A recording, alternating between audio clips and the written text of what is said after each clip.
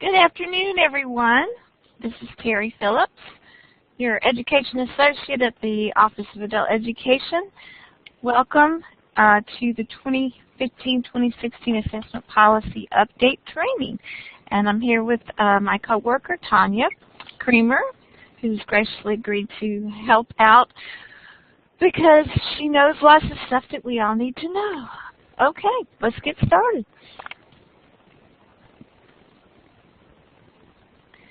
Okay, first of all, I wanted to make sure that everyone was aware of the fact that some of the percentages on the federal funds have changed from last year to this year.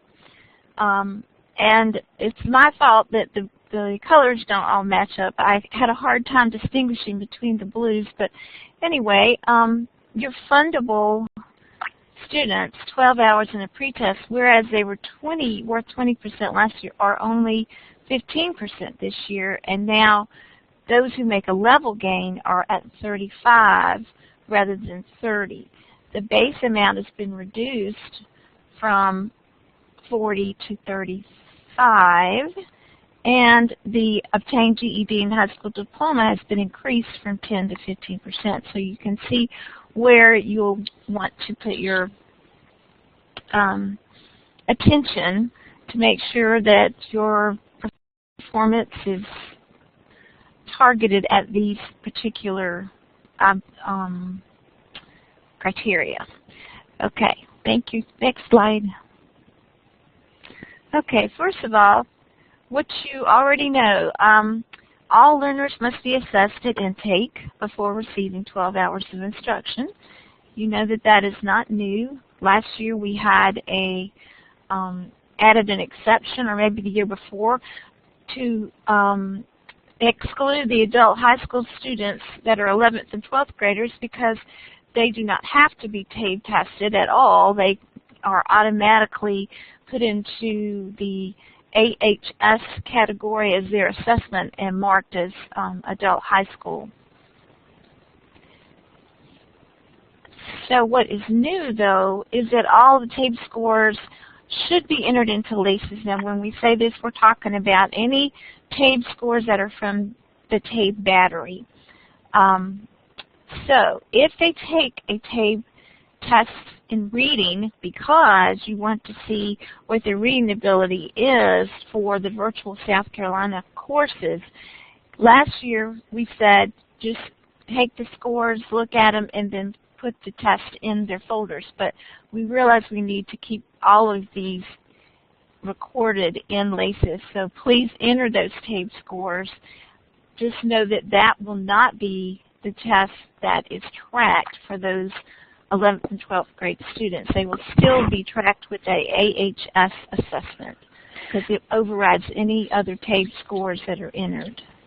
I do want to jump in here. This is Tanya speaking. One thing that programs have found useful is that when a student decides to change from high school diploma to GED, having those TABE scores already administered at intake really helps you to make that conversion should that happen later on down the line, which I think has been an advantage to some folks. So I think that was another reason why we wanted to emphasize that. So to check how you feel about this, we're going to ask you to use the polling feature. Okay. Here's your question. An 11th grade high school diploma student wants to take a virtual SC course. You give her a TABE reading test to ensure she has the reading skills needed. You don't need to insert her scores into LACES because she's already tracked with AHS. Is this true or false? So we need you to respond yes or no by clicking on the checkbox. I'll give you just a minute to respond, and then I'll show you what the consensus is.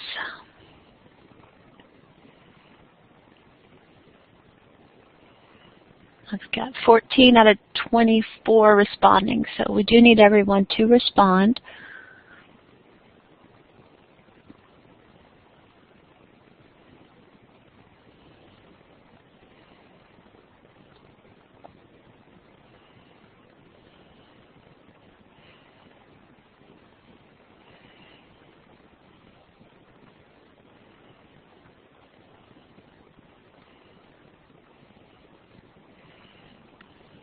I'm going to go ahead and publish what we have so far. And Terry, we do have a little bit of difference of opinion, so why don't you address that? All right. Well, Jackie's in there twice, so Jackie Stamps. Okay, so we have most folks checking false, which is the correct answer. You do need to put her scores into LACES because we would like to have all TABE scores entered into LACES, no matter whether you're tracking that TABE test or not. You have the ability to mark what subject you are tracking, and so you can go ahead and put the TABE tests in there for those virtual SC students, but they're still going to be tracked as adult high school. So the answer is no. You do need to put it in. Okay, moving on. Programs must make every effort to identify students who may need accommodations during assessment. We know that this is not new. We've been talking about this for years. However, we need to put a new emphasis on working harder during orientation and in the intake process to make sure this is happening. Tanya, would you like to talk about that a little bit? Sure.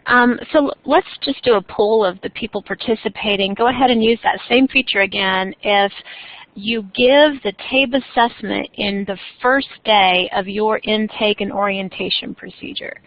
So the question again is, if you give the TABE test or the BEST Plus or BEST Literacy test on the first day of your orientation or intake, select yes from the polling option. If not, select no.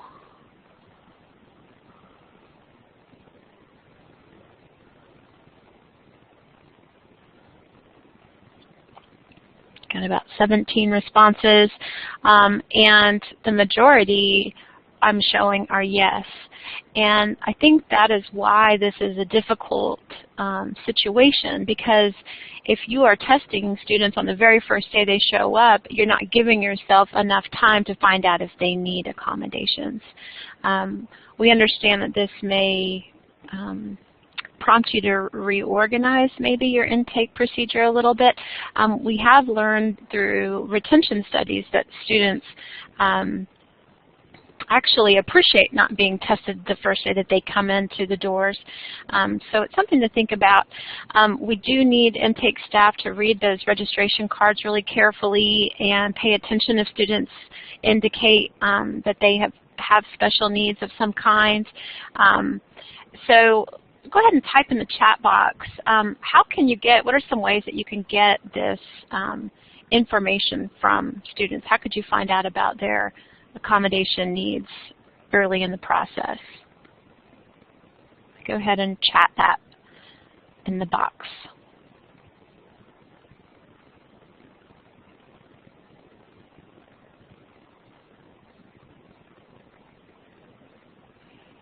A couple of folks talking about asking.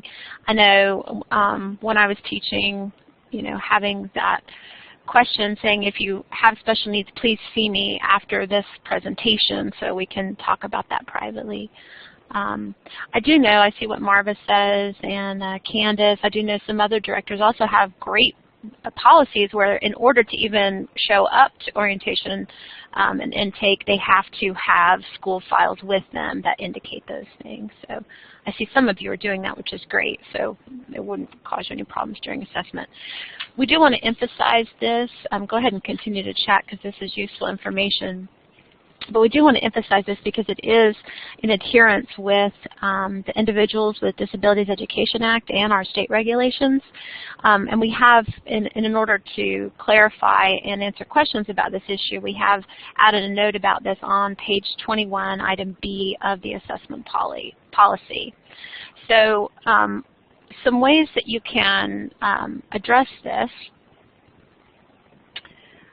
are to make sure that before you administer an assessment for an incoming student up to age 21, right, because those are the ones that would actually have an IEP, you need to determine if an IEP exists. You can do that through enrich, you can do that by asking your special ed assigned to your program, your special ed professional, to find that out for you and enrich. You can call the counselor at the high school that the student is coming from. When you do provide those accommodations, though, you should be making a note in the student's assessment record in LACES and also on their score report. That way you make sure that you are doing the same thing with the post-test. That way the results are valid. You're comparing apples with apples. Something to consider here, though, is that because the nature of the TABE is very different than your typical standardized assessment, it may be, depending upon the student's individual disability, it may be in their best interest to not actually have accommodation so that you can get better diagnostic information. So that's a conversation you need to have one-on-one with the student, explain to them the purpose of the TABE and the results of the TABE and how those are used in adult ed instruction, and give the student the option to waive those accommodations if it may benefit them to do so. In the same situation, though, you would want to have a written record of that student waiving those accommodations and ensure that you use the same practice with the post-test that you do with the pre-test. We do have a special ed task force now in place for adult ed, and they will be creating some documents and some best practices on this issue to try to help you if you're struggling with this. So let's see what you thought about that. I'm going to clear your last results. And here's a question for you to use the polling feature with. You've determined that a pre-tested student, right, you've already pre-tested them, and then you determine, uh-oh, they've got an IEP. And this IEP says they're supposed to have assessment accommodations. So you can give that student a new pre-test that has those accommodations. Would that be true, or would that be false?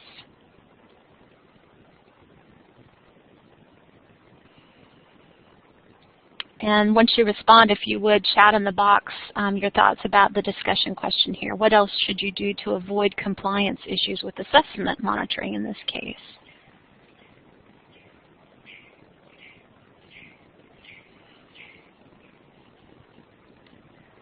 Most of you are choosing true, which is correct.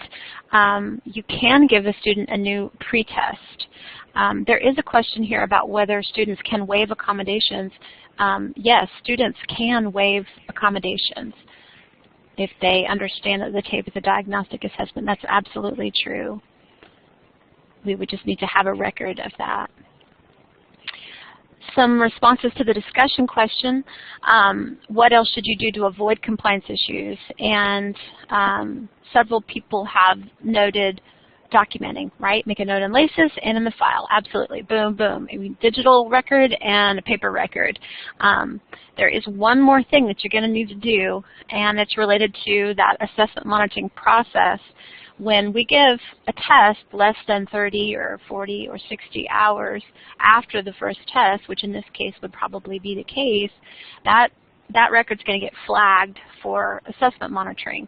So another thing that you need to do is to write that student's name down and contact the Office of Adult Education to reconcile that record. Because we will not be doing assessment monitoring the way we've been doing it last year, you need to keep track of those folks on your own. I emphasize this because we realize the way that LACES pulls gain from the system may not catch your gain in these situations, or it may assume that that the gain that it might look like the student has is out of compliance. So we want to make sure that you get credit for all the gain that you do earn.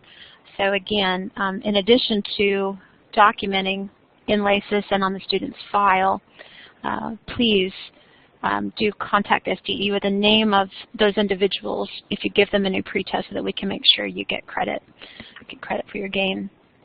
I see a couple of people chatting. I think I've reviewed these, and I'll come back to any questions in a moment if there's any lingering questions. Back to you, Terry. Okay. Here's something, again, you already know, that you're going to pretest everyone, and then the NRS requires that all programs use the student's lowest score to place the student at the appropriate NRS educational functioning level.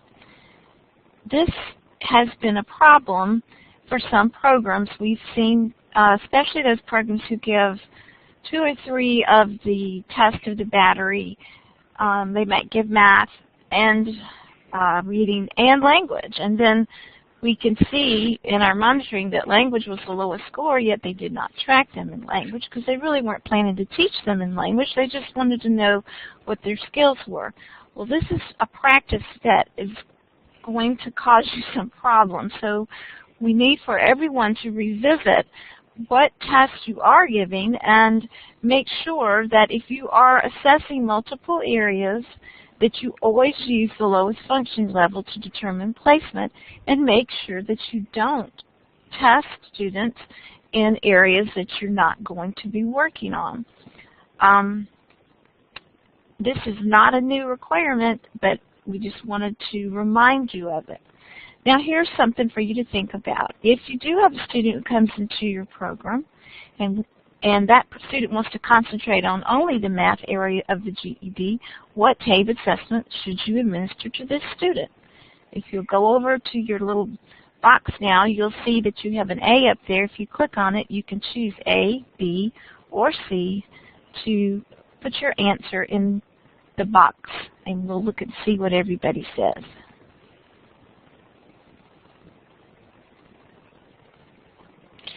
Cindy has a question about who you contact at the state to clear up issues.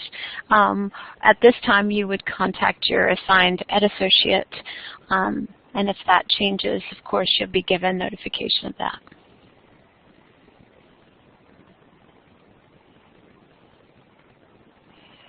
I've got about 15 responses, so I'm waiting on a few more.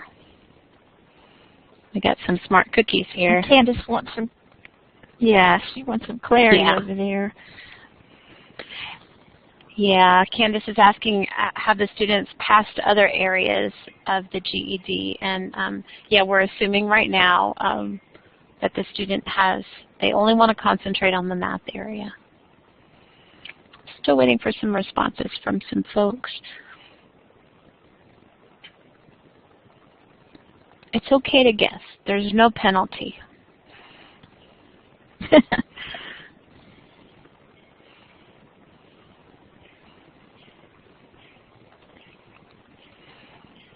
Well, I've got most of you, so let me show you what the results are.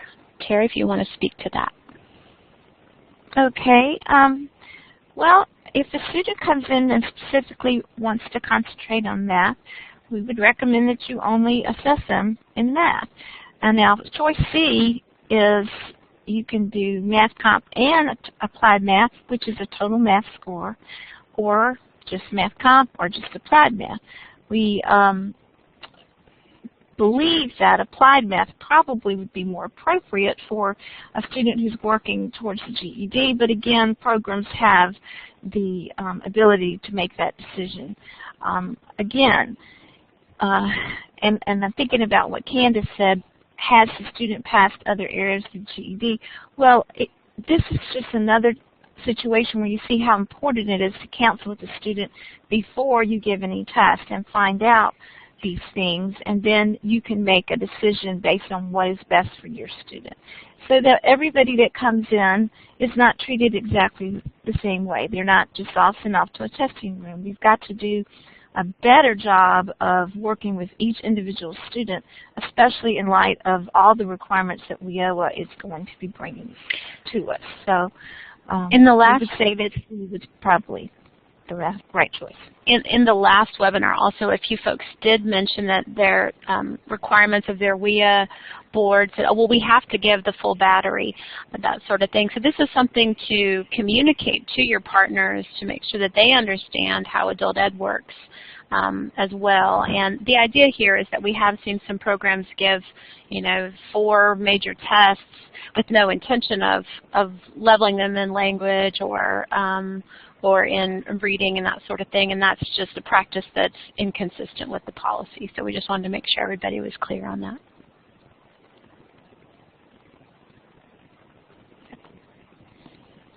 Well, now we all know that hours spent in orientation and assessment are all instructional hours that you can count toward a student's total assessment hours. But earlier this year, we had made a decision about the WorkKeys assessments because they're not because they are a credentialing assessment, not being able to be counted in those assessment hours. Well, you'd be happy to know that after some consultation with OCTAE, and also in light of the new WIA legislation, we did rethink that decision, and we are rescinding it, and we are saying that hours spent completing WorkKeys assessments can be included as instructional hours. So this means, especially for those WorkKeys only classes where you know that you can TABE post-test a student after 30 instructional hours, if WorkKeys assessments are a part of those 30 hours, it's okay. We're not going to penalize you in any way. Those people who showed up on assessment policy monitoring as being out of compliance because of that, we will go in and correct all of that for this year and make sure that you get appropriate credit if you had the 30 hours before the TABE test. But I do want to take the opportunity to say that a WorkKeys class WorkKeys only class must have some time devoted to addressing a student's TABE needs, because they do have to take a TABE post-test, and you are wanting them to make a gain. Making a level gain, as we saw at the beginning of the presentation, is worth money to you. So you want to make sure that when you plan for that WorkKeys class, you have enough hours, not just 30, but maybe 33, 34, whatever, to make sure that you get both of the tests in and that you've covered both areas of preparation.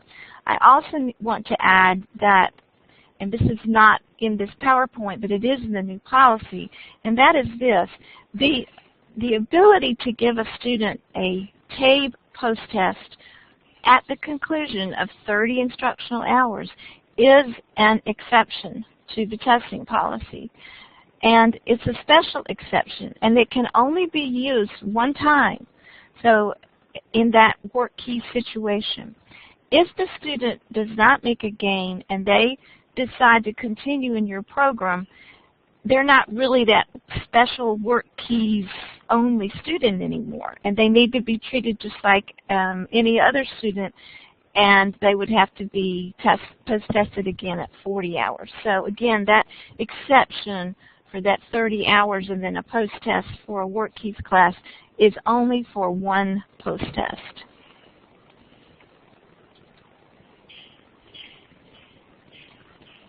Okay. You know that we have said if a student drops out or stops out of class, in other words, they quit attending for a period of time, and they show back up, you may give them a second pretest to make sure that you are guiding them into the correct classes in your program. However, what you need to know is that, wait a minute. Tanya? Sure. What Carrie wants to say is that... No, I mean, I'm looking, I thought maybe I was on the wrong slide. Remember those two slides are almost identical. So this is not anything, it's not anything new. We used to say 6 months, so. That's right. I was getting confused. Sorry about that. I had my slides one on top of each other. Yeah, so the period of time used to be 6 months. If they came in after 6 months, well, we've had people say, well, what if it's 4 months? What if it's 5 months? So we wanted to give you more flexibility to make that decision in consultation with your student. If you feel like a second pretest is in their best interest. However, looking forward, we've found some problems, and here's where I am going to let Tanya jump in. Okay.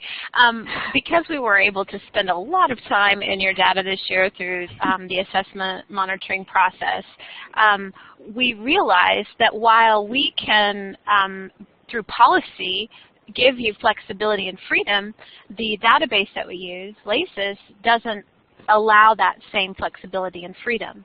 And so anytime we have a second pretest, be it because of special education accommodations, be it because of whatever, dropping out or stopping out for more than 4 months, that will create a data issue. That data issue will either have you flagged for gain out of compliance, or it will show your, it could not show the gain that you have made in compliance.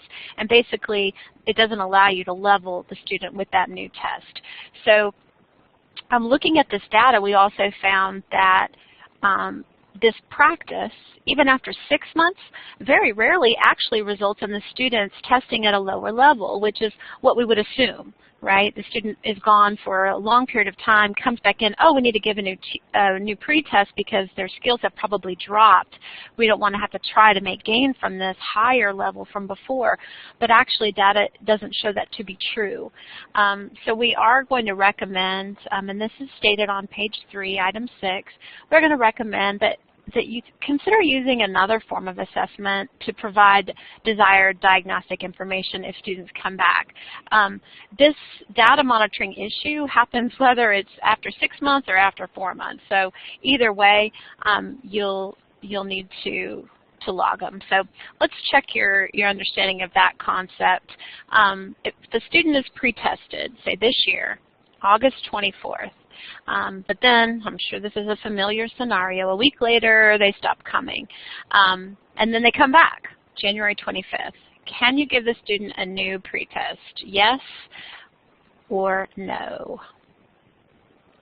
And then if you would, in the chat box, type up some of your responses to this discussion, the discussion questions listed.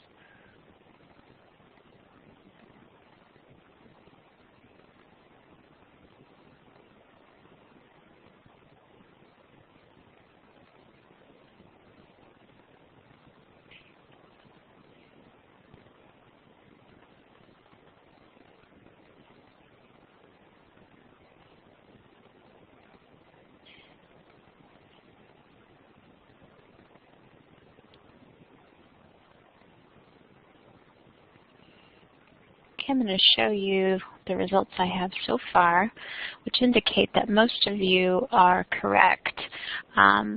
Yes, you can give the student a new pretest. We've lowered that allowance, that flexibility measure from 6 months to 4 months because people have asked us to.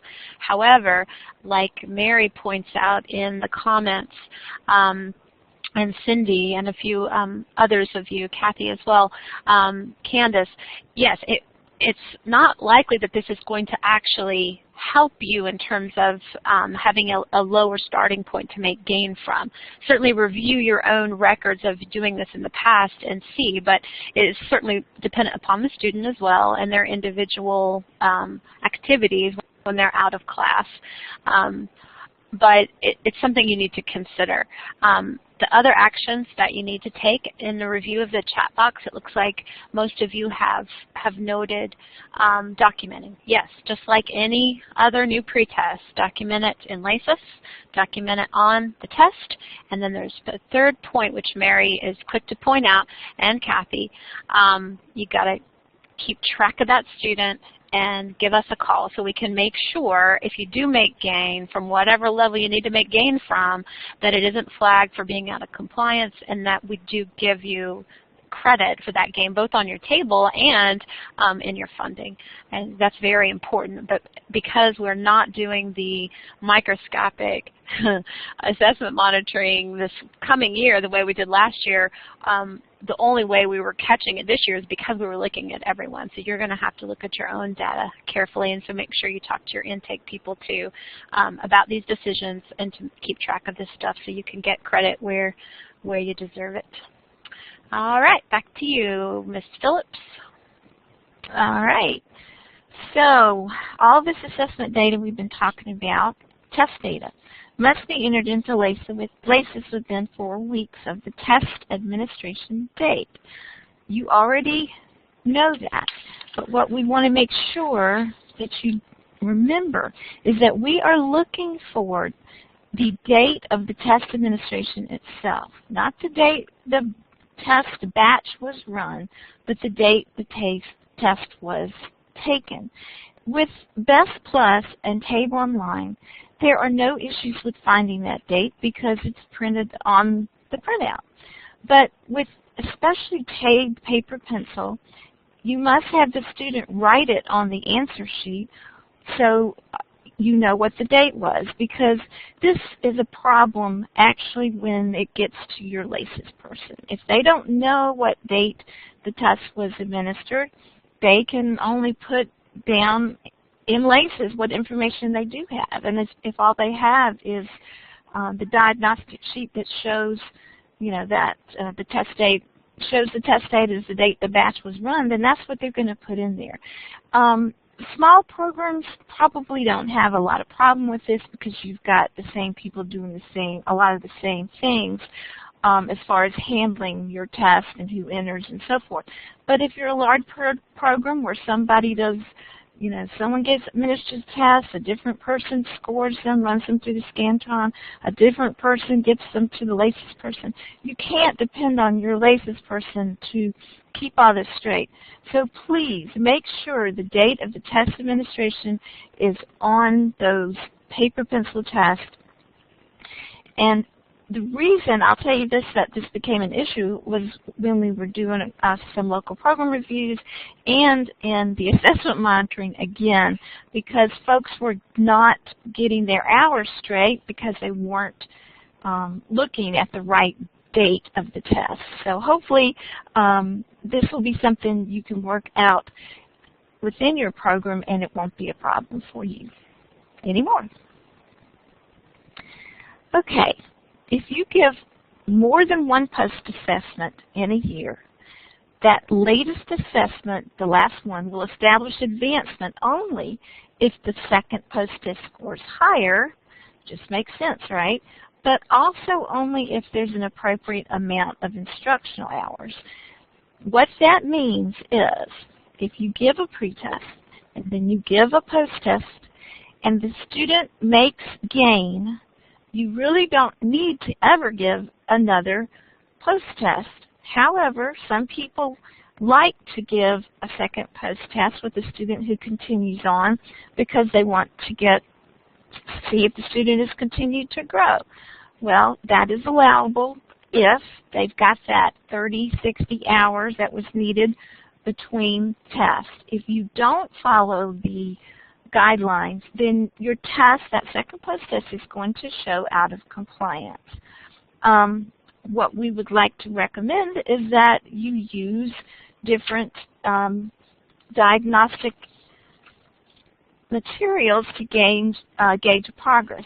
But we also want to, say it takes a lot of time to give a TABE test. It costs money to give a TABE test, and so we are just asking programs to really look at the tests they give and how often they're given, and see if it's necessary to give as many as some of you have been giving, because you also need to take in your students' needs and the fact that they get tired of testing, and just again, it needs to be geared towards the student's needs.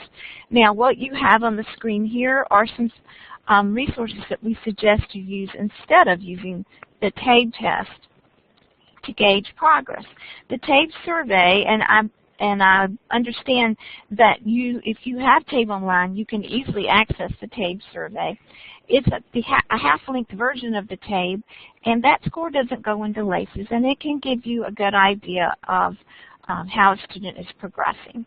There are TABE progress checks that you can use. You can find them online. They're for the state of Florida. When you get this PowerPoint, it will, and you put it in slideshow presentation, there will be a live link there, and you can click on it and go straight to those progress checks.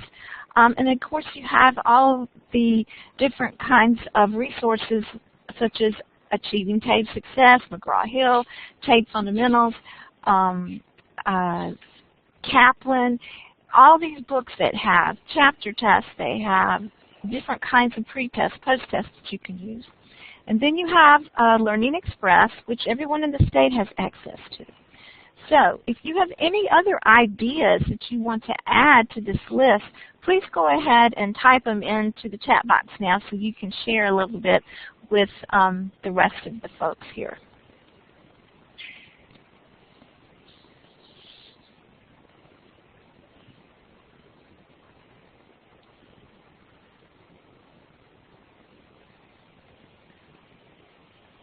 I see teacher-made assessments. Those are great because who knows the students what the students need better than their teachers. A question: do we know of a program using TABE survey as a follow-up diagnostic? I do not know specifically. I do know that there are some programs using TABE survey.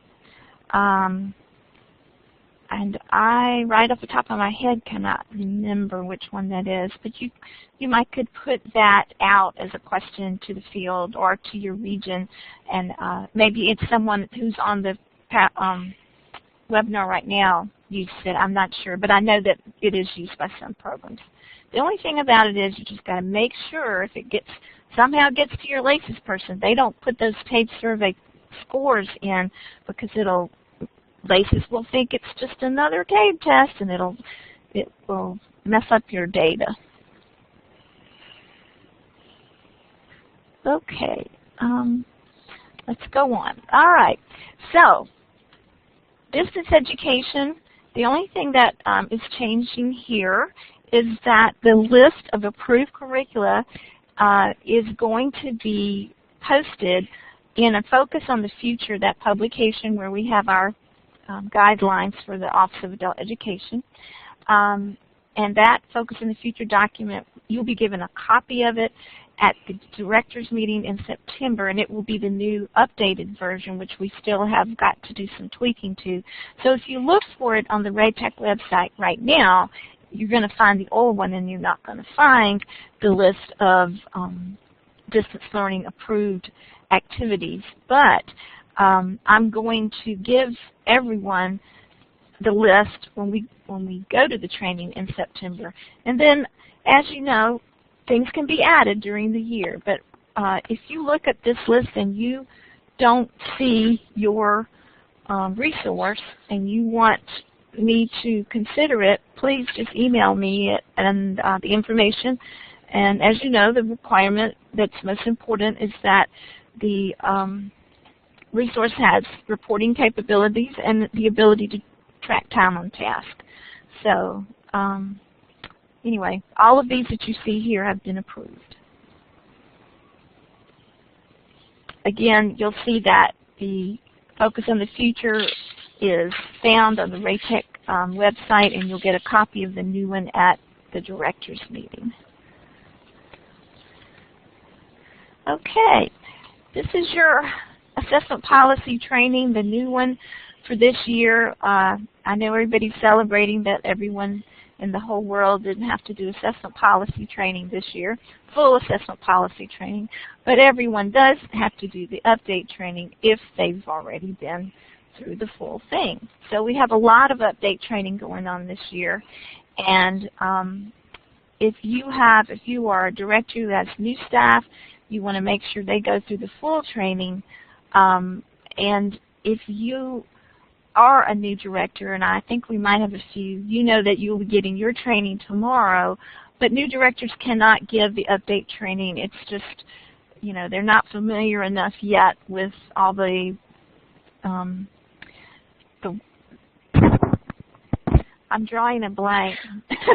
They're not familiar enough with all the terms and everything that we use in assessment in adult education, because a lot of them are coming from K-12. But anyway, the RATEC training specialists are there to help anybody that needs to schedule assessment.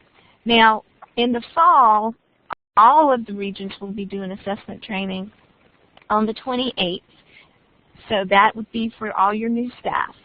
The manual, assessment policy manual, has already been posted on the website. This update PowerPoint will be posted on the website soon. And again, the policy is already in effect. And all of your staff that were trained last year on full assessment POS training will need the update training, as you already know, but what you don't know is we have some options that Tanya's going to talk to you about. Okay, so we're super excited about this because I think it's going to, once we all get used to it, it's just going to make things so much easier for you. So one option for you veteran directors to give this training to your staff. In the past, you would use the PowerPoint. Well, you can continue to do that. That's totally fine. Or you could bring all your staff together in a room, play the webinar. However you would like to do it, we will have both options available for you there. That would be a director-led training. What we will need for you to do is to have a sign-in sheet. So again, I want to reiterate, if you have staff right now that are watching this, and this is supposed to be their training, you must have a dated sheet and have their signatures that you provide to your training specialist. What will probably happen after the fact, because some of you are training right away, is that you'll be given a link, and each one of those people will need to click on it and register for this update training in the new ProD system. It'll be very simple, literally 2 clicks, but we're still working, as many of you know, to get your new staff into ProD, to get all the IDs and email addresses which need to be in place so that you don't have to deal with any of that headache. It will take so much work off of you. So that process is probably going to wrap up in the next 2 weeks.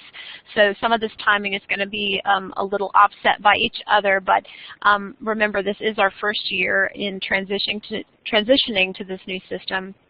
And fortunately, the way these events work with ProD is you can register after the fact with this particular one that we're doing. So we'll get everything straightened out eventually. But what's cool about it is once your staff does, double-click on this thing and get registered for this update training, whenever you do it, and you send in your sign-in sheet to your training specialist, the credit for that update training will be verified, and then your staff will automatically have a certificate of participation attached to their ProD account. So their credit and certificate will be there for them to download or print as they need, and you as director will be able to see every single person who has completed it, and of course everybody who has not. So that's one option. The next one I'm just beside myself excited about is also for that same group. So you've got folks that maybe you decide to do a staff development day and do update training, but you've got those 2 people who can't come. Or maybe you don't want to take a staff development day to do that. Or, of course, we have our new directors, and we do have a couple of them here today. You've got to train your staff, but you can't personally do it yourself as a new director. So we're also going to provide you with a different link. So there'll be 2 assessment update training links coming out. One will be denoted as director-led. That was the first option. The second one will be denoted as independent. And in that independent registration, once you click on it to register, there will be an actual URL embedded in the registration. That URL will take the staff member to a video of this webinar that we're watching right now. It will be embedded into an educational application that will give formative assessment questions throughout it. That application will also report to our training specialist exactly how the viewers answered the questions and what percentage of the webinar they viewed.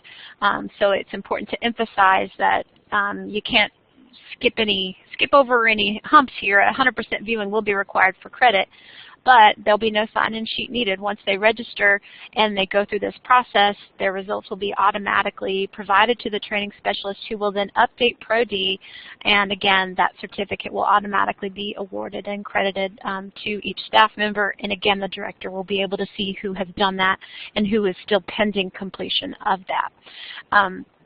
These are new and exciting things that we're developing, so again, I really appreciate your patience. We've got a whole lot of things coming together at one time. So again, I will emphasize, if you've received an email from your training specialist trying to get email addresses from you and lists of new staff members asking that they be put into LACES with email addresses, those efforts are designed to save you an extreme amount of time and energy and trouble. So please know that while it may seem like a task you don't have time for now, I guarantee you it will save you time in the long run, and we appreciate many of you swift response to that request. I do have a question asking if the embedded video be a condensed version of this training. I have yet to create it yet, Mary, because we're actually using this webinar recording to do it. But from what I understand in practicing with the application, yes, I will be able to cut off, a few minutes here and a few minutes there. If not, I think it's a small price to pay to have an on-demand, available, self-paced, anytime option. But my hope is to, yes, cut out the parts that wouldn't be relevant. All right. And Terry, you'll finish up. If there's any questions, obviously, note them in the chat box. But okay, well, we want to thank you, and I want to apologize for losing my train of thought. I think and my age is starting to tell on me. But what I do know is that we want to tell each of you how much we appreciate what you do every day with the adult learner, and we are here to help. If you have any other questions about anything that you've heard today, we'd be glad to take your emails or phone calls. Thank you for your wonderful comments.